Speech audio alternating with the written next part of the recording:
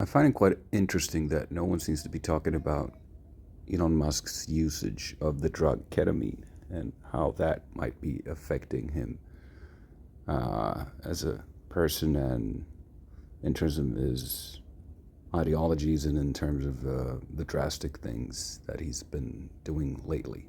So this is what ChatGPT has to say about that. Long-term ketamine use can subtly, or profoundly impact an individual's character, worldview, and ideologies. This is largely due to the drug's dissociative effects, its influence on the neural pathways, and how it alters perception and emotional processing over time. Potential impacts on character and ideologies. 1. Detachment and disconnection. Emotional distance. Regular dissociation, a hallmark of ketamine use, may lead to a feeling of detachment from oneself, others, or reality. And to be blunt about it, we have clear examples of this. For example, he has distanced himself from all of his wives or women that he's had children with. One of the latest one is Grimes. Anyway, to continue. Over time, this can dull emotional depth and reduce empathy. We can see this in his right-wing pivot as of lately. Shift in priorities. What once felt meaningful, relationships, ambitions, or moral frameworks may seem trivial or distant. Again, a reference, we can draw a clear reference to his relationships. Existential reflection. The altered states induced by ketamine can foster a sense of detachment from from societal norms, encouraging a more nihilistic or overly abstract view of the world. I think this rings true as well in this case. Changes in worldview, open-mindedness versus radical shifts. In some cases, ketamine's effects on creativity and thought patterns can promote open-mindedness and novel perspectives, but this can veer into irrational or extreme ideologies if not balanced. We can see a clear example of this as well in Elon Musk. Breakdown of rigid beliefs. Disassociation may cause individuals to question previously rigid ideologies or values, which can either result in growth or instability, depending on the person's mental state. Again, we see this risk of cynicism or apathy. Cynicism toward norms. Experiencing alternate states of consciousness regularly might make ordinary life or societal rules feel artificial, leading to a cynicism or rebellion against norms. We see this as well. Apathy or lack of drive. Prolonged ketamine use can dampen motivation, and emotional highs and lows are blunted, reducing the urgency to act on previous convictions or goals.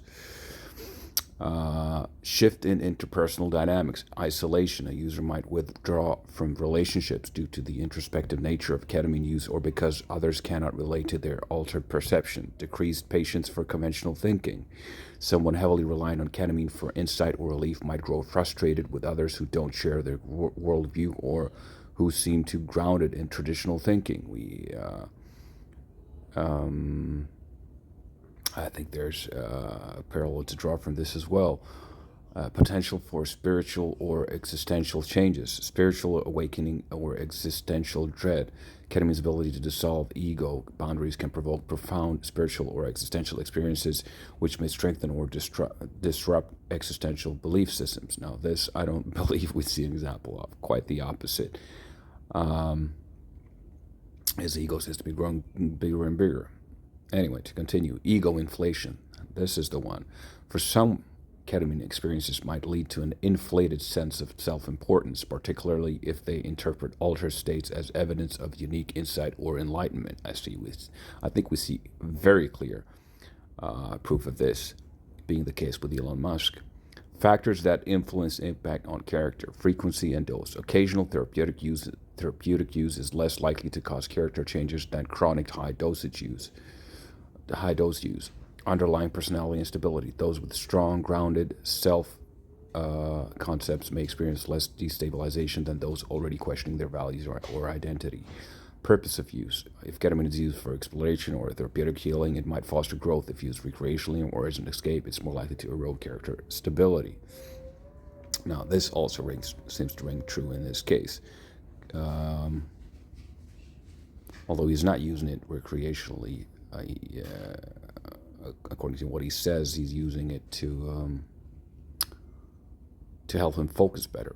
But more of that later on, and how that actually, how the drug impacts those abilities as well. External influences, the environment, supportive versus isolating, and relationships can mediate or exacerbate changes in personality or ideology.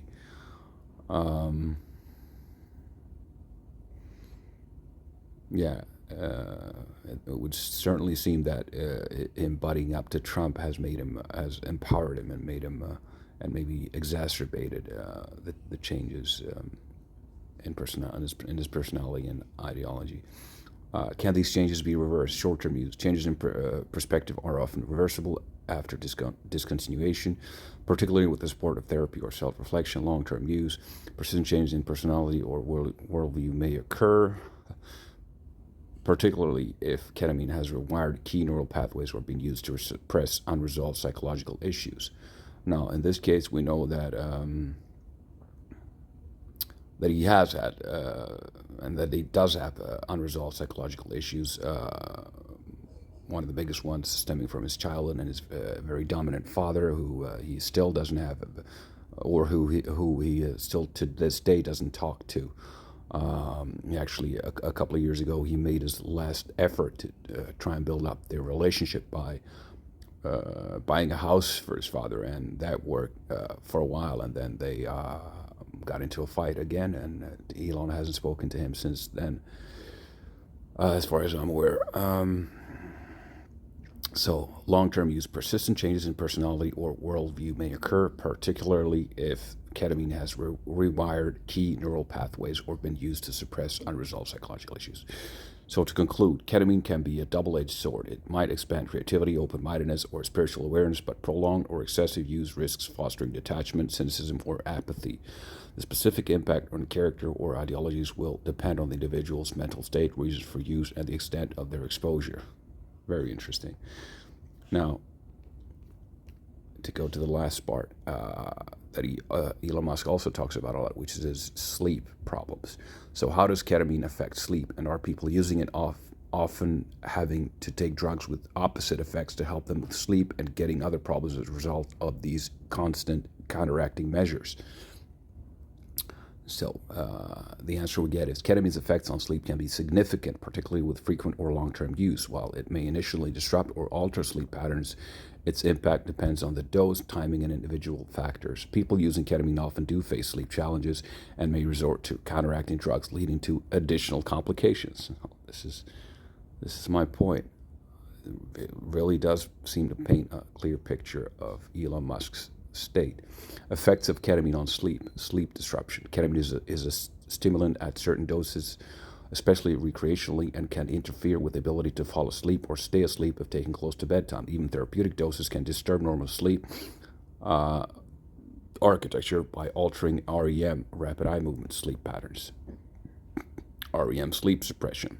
Ketamine can reduce or suppress REM sleep, which is critical for emotional regulation, memory consolidation, and overall mental health. Chronic suppression of REM sleep may contribute to emotional instability, cognitive issues, and poor recovery. We see all of this with Elon Musk as well. Fragmented sleep. Long-term ketamine use can lead to lighter, more fragmented sleep, reducing restorative deep sleep stages. Daytime drowsiness. Poor quality sleep for ketamine use can cause fatigue and drowsiness during the day, potentially worsening the cycle of poor sleep and wakefulness.